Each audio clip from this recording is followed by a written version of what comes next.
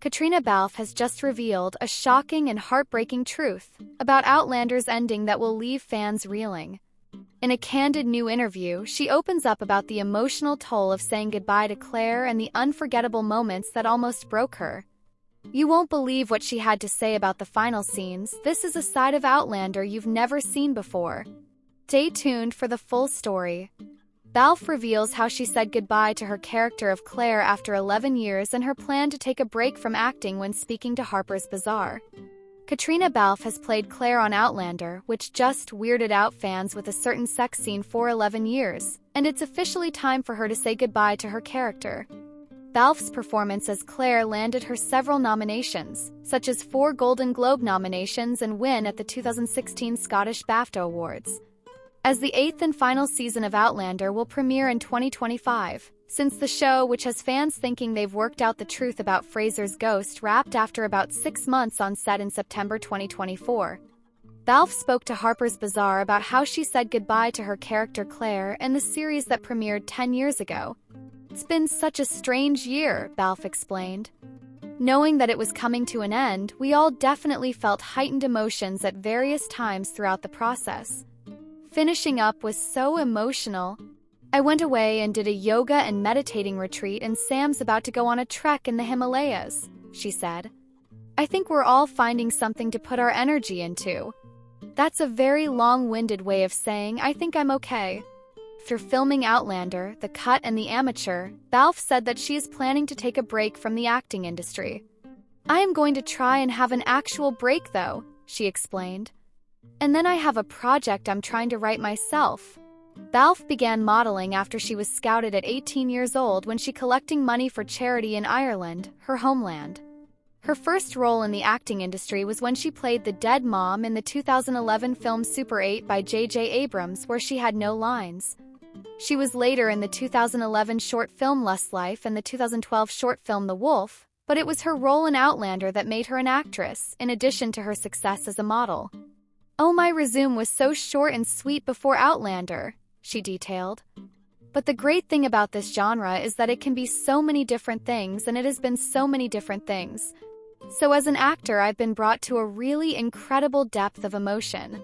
With only 4 episodes left until Outlander is off our TV screens for a while, except for when we all go back to season 1 and binge watch from the beginning, that is, it seems like more should be happening. Sure, we've been slowly inching our way towards revolution, but the stakes should be incredibly high here for everyone. Why don't they feel that way? Since we didn't see Roger, Richard Rankin, or Bree's Sophie Skelton's side of things last week, it only makes sense that Hello, Goodbye is largely focused on updating their storyline. We're back in Scotland in 1739, and Roger and Buck, Dermot Murtaugh, are still on the hunt for Roger's dad Jerry, who he believes must hold some special key to finding Jemmy. Of course, Jemmy's not in the 18th century, but he doesn't know that they do eventually find the stone circle through which Jerry must have come, so that's progress. Jerry's bag from the Air Force is stowed there as well, so they know they're on the right track. They also come upon a young boy who happens to have some of Jerry's things. He saw Jerry run into the woods, so off they go. Roger and Buck do actually find Jerry in the end.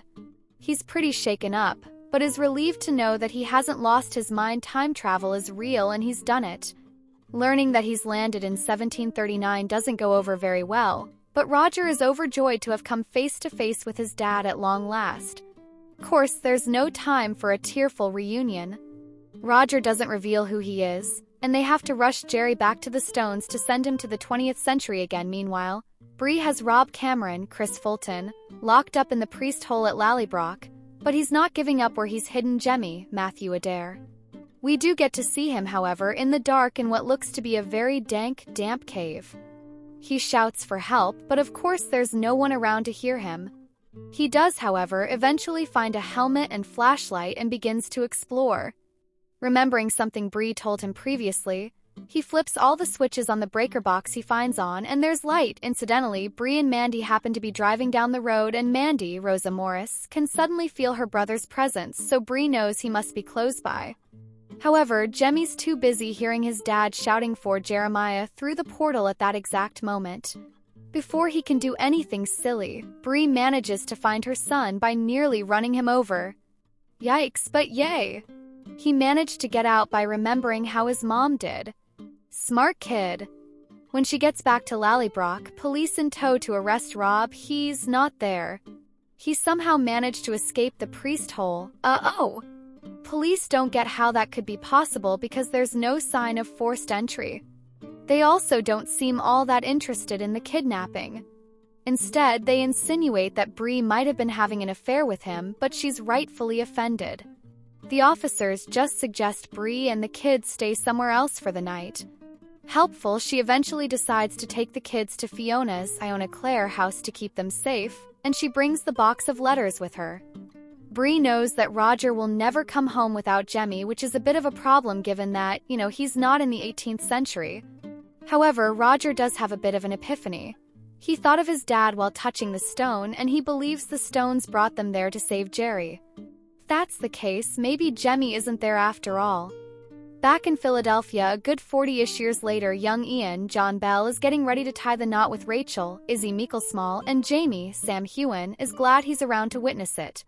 He also gives Ian a bit of advice: go slow and enjoy his wedding night, wink wink nudge nudge.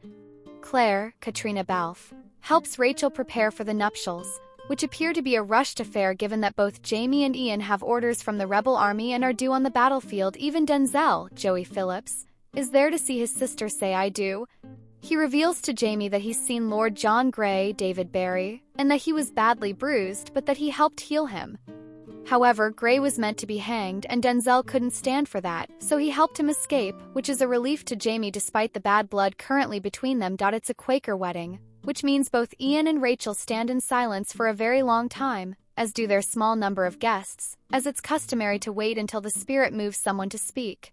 Jamie and Claire remark on this and is compelled to make a speech by Denzel, and he has kind words to share about Ian, which is sweet. Denzel also shares his disappointment of being cast out of the Quakers because he wanted to join the Continental Army, mostly because it meant Rachel was kicked out as well. She's not bothered, however, and is this really the time to be talking about this anyway? Thankfully, the spirit move young couple to make their vows soon after. I'll spare you the description of their wedding night, consider it an early Christmas gift. Another couple who's definitely not sleeping is Jamie and Claire, though for different reasons. Jamie is still tortured not only by what he did to John, but what John did to Claire, if you get my drift. He insists he doesn't hold it against Claire, but he does still hold a grudge against John.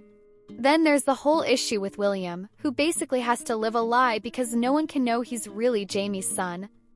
He hates that he lied to William all his life, but Claire insists William will get over his anger in the end. As for John Grey, he's been sleeping in a frozen ditch, and he's found by a red coat. He tells the soldier that he was taken prisoner after being mistaken as a spy, and they just take his word for it. The following morning, Jamie's ready to head off and take up his new position in the Continental Army. And while Claire wishes they could escape it all, she respects why he has to do it and professes her undying allegiance to her new general. The battle is imminent, that much is for sure.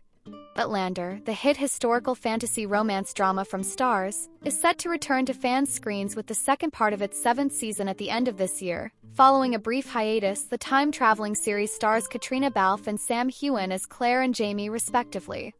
These characters, hailing from vastly different eras, have become one of TV's most beloved romantic couples, thanks to the story inspired by Diana Gabaldon's books. It's worth noting that Outlander's success isn't just due to its compelling narrative but also the stellar performances of its cast, particularly Jamie and Claire. The chemistry between Balfe and Heughan has earned them critical acclaim and the unwavering support of fans. In a recent interview on the Hollywood Reporters Awards Chatter podcast on January 31st, while discussing her role in the film Belfast and Outlander's Season 6, Caitriona Balfe opened up about her journey to achieving pay parity with Sam Heughan at the start of Outlander. Initially, in 2014, Caitriona Balfe's pay for playing Claire in the Starz drama was less than her co-stars. Many might wonder why there was a pay difference when they both brought the main characters of the hit series to life. Here's what the actress recalled about Heughan's earnings at the time: I never knew what our salaries were, but back then there was a system. If someone had worked on a show before, it set their rate at a certain level. Heughan's. If they had done a pilot before, that also increased their rate. I know Sam had tried some things before. He had more experience than I did in showbiz before Outlander, so when we started, I don't think we were a million miles apart. My perception, I'm not 100% sure, but I don't think we were on par. Fortunately, Outlander's salaries were quickly adjusted for both stars. Balfe didn't disclose their current earnings, but reports suggest they were paid $100,000 per episode after season 1. Balfe and Heughan's salaries were equalized following the show's success on Stars. The actress added, "Once we caught people's attention, they were great. They made sure that was rectified." Things have changed a lot 6 seasons later. I think sometimes things just happen. Systemic, and the production folks weren't thinking at the time that it was a deliberate choice to downgrade me or anything. I think people had their systems, that's all Outlander. Outlander has given us countless unforgettable moments, passionate romance, acts of unwavering courage, and gripping storylines that have kept us on the edge of our seats for years. And let's not forget the handsome faces that have brought the story to life on our screens. With the second half of Season 7 now underway, it's the perfect time to revisit some of the iconic Outlander quotes delivered by characters like Jamie and Claire, who we've come to love and cherish over the years. In particular, Caitriona Balfe, who plays Claire Fraser, has opened up about some of the most heartbreaking and emotional elements surrounding Outlander's conclusion. As the beloved series nears its end, she shared insights into the toll it's taken on her, revealing a side of Claire's journey, and her own, that we've never seen before. Caitriona's heartfelt reflection on her character's fate, along with the emotions wrapped up in saying goodbye to Claire, has left fans stunned. Here's a look back at some of the most poignant quotes from the Outlander series, both from the books by Diana Gabaldon and the TV adaptation. Jamie and Claire's love story has always been at the heart of this epic tale, and these quotes showcase the deep emotional connection they share, which has captivated audiences for years. Jamie Fraser's heartfelt confessions. "If I must endure 200 years of purgatory, 200 years without you, then that is my punishment which I have earned for my crimes. For I have lied and killed and stolen, betrayed and broken trust. But there is the one thing that shall lie in the balance. When I shall stand before God, I shall have one thing to say, to weigh against the rest. Lord, ye gave me a rare woman, and God, I loved her well." Dragonfly in Amber by Diana Gabaldon. This heart-wrenching quote from Jamie reflects the depth of his love for Claire. It encapsulates the sheer devotion he feels for her, even in the face of impossible odds. It's one of those lines that fans often turn to when they reflect on the series' emotional highs and lows. "You are my courage, as I am your conscience. You are my heart, and I your compassion. We are neither of us whole alone. Do ye not know that, Sassenach?" Drums of Autumn by Diana Gabaldon. This declaration from Jamie to Claire emphasizes their deep emotional connection, showing that their relationship is built on a foundation of mutual strength and vulnerability. They are each other's pillars, and this quote sums up how intertwined their fates are. "And when my body shall cease, my soul will still be yours. Claire, I swear by my hope of heaven, I will not be parted from you." Drums of Autumn by Diana Gabaldon. Jamie's eternal promise to Claire captures the essence of their love, a love so deep that it transcends time and even death. "When the day shall come that we do part," he said softly, and turned to look at me, "if my last words are not 'I love you,' you'll ken it was because I didna have time." The Fiery Cross by Diana Gabaldon. This quote is another powerful expression of Jamie's love for Claire, where even in moments of uncertainty, he makes it clear that she will always be his heart's desire. Claire Fraser's wisdom and heartache. "You invent yourself, you look at other women or men, you try on their lives for size. You take what you can use and you look inside yourself for what you can't find elsewhere. And always, always, you wonder if you're doing it right." The Fiery Cross by Diana Gabaldon. Claire's reflection on life and identity speaks to the struggles many of us face in finding our true selves. Her words resonate deeply, especially as we witness her navigate the complexities of time travel, love, and the challenges she encounters. "The war had taught me to cherish the present because tomorrow might not ever come to pass."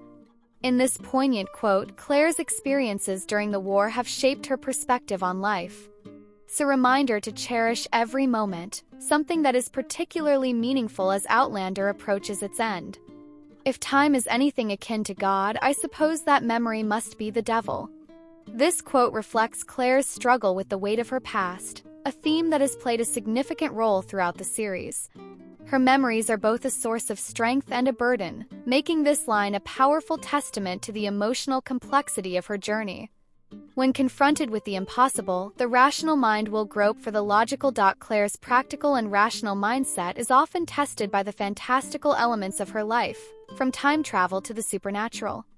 This quote speaks to the constant tension between logic and the unknown, something Claire grapples with every day. By blood and by choice we make our ghosts, we haunt ourselves. This haunting reflection on the consequences of our actions speaks to the heart of Outlander's narrative, how our decisions, both big and small, shape who we become and how they echo through time. I have lived through war and lost much. I know what's worth the fight and what is not. Honor and courage are matters of the bone, and what a man will kill for, he will sometimes die for too. And that, O kinsman, is why a woman has broad hips. That bony basin will harbor a man and his child alike. A man's life springs from his woman's bones, and in her blood is his honor christened. For the sake of love alone, I would walk through fire again. The Fiery Cross by Diana Gabaldon. This quote encapsulates Claire's strength, her understanding of love, and her unyielding courage. It's a powerful reminder of the sacrifices she's made, not only for Jamie but for the family and life she's built. I'm not the meek and obedient type. Claire's defiance and independence shine through in this unforgettable line. She has never been one to bow to societal expectations, making her character one of the most empowering and relatable in Outlander. As Caitriona Balfe prepares to say goodbye to Claire Fraser and the Outlander universe, her emotional reflections on the ending of the series have resonated deeply with fans. The journey has been one of love, loss, and sacrifice, and as the final chapters unfold, we can only look back with gratitude for the unforgettable moments the show has given us. Whether you're a fan of the books, the show, or both, the legacy of Outlander will forever live on in these timeless quotes and the characters who made them unforgettable. Stay tuned as we continue to follow Caitriona's journey, both on-screen and off, and prepare ourselves for the heart-wrenching conclusion of one of television's most beloved dramas.